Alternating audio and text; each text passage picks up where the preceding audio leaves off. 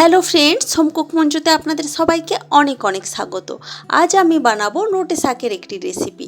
আজ আমি বানাবো নোটে শাক ভাজা বা নোটে শাক ভাজি। এই নোটে শাক ভাজা রেসিপিটি আজ আমি বানাবো সম্পূর্ণ নিরামিষ পদ্ধতিতে।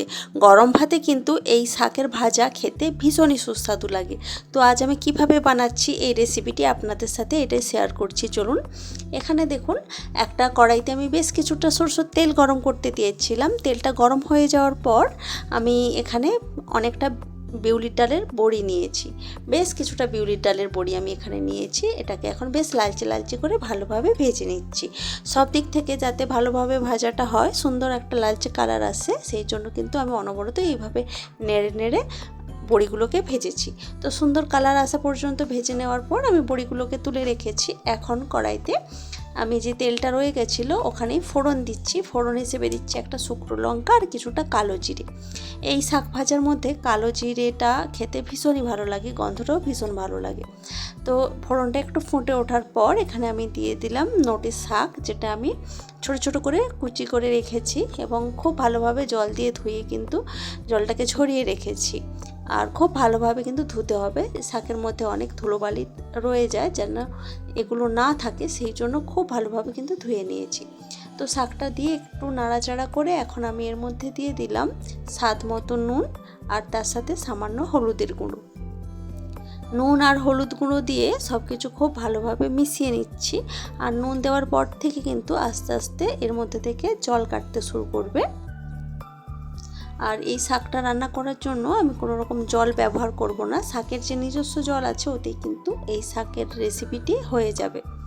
তো বেশ কিছুটা কিন্তু জল বেরিয়ে গেছে দেখুন, আর শাকটা কিন্তু এরকম নাড়তে নাড়তে অনেকটা মজে গেছে।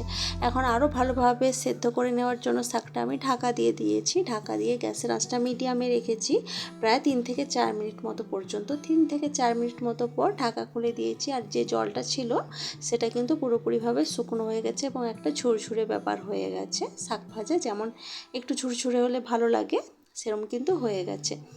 আর এখন খুব ভালোভাবে ভেজে নিচ্ছি, এদিক ওদিক করে ভালোভাবে শাকটাকে ভেজে নিচ্ছি। তো কিছুক্ষণ এইভাবে ভেজে নেওয়ার পর প্রথমে যে বিউলি ডালের বড়িগুলো ভেজে রেখেছিলাম সেইগুলোকে একটু ভেঙে নিয়েছি, ভেঙে এর সাথে মিশিয়ে দিচ্ছি। দেখুন, বড়ি ভাজাটা দিলে শাকটার টেস্টটা কিন্তু আরও অনেকটা বেড়ে যায়, ভীষণই সুস্বাদু হয় খেতে। তো এইভাবে সব কিছু ভালোভাবে মিশিয়ে নিলাম বড়িটাকে শাকের সাথে। আর এখানে কিন্তু শাক ভাজা একদম রেডি হয়ে গেছে। খুব কম টাইমে, খুব কম উপকরণে খুব সুস্বাদু এই শাকের রেসিপিটি কিন্তু রেডি করে নেওয়া যায়। এটা খেতেও যেমন ভালো হয়, শরীরের জন্য কিন্তু এই শাক খাওয়া ভীষণই ভালো। তো রেসিপিটি আপনাদের কেমন লেগেছে সেটা কিন্তু অবশ্যই কমেন্ট করে জানাবেন। ভালো লাগলে লাইক, কমেন্ট, শেয়ার করবেন এবং প্লিজ আমার চ্যানেলটি সাবস্ক্রাইব করে আমার পাশে থাকবেন। তো আজকের ভিডিওটা এ পর্যন্তই থাক। দেখা হচ্ছে অন্য কোনো দিন অন্য কোনো ভিডিওতে অন্য কোনো রেসিপির সাথে। তো আজকের মতো টাটা, বাই বাই।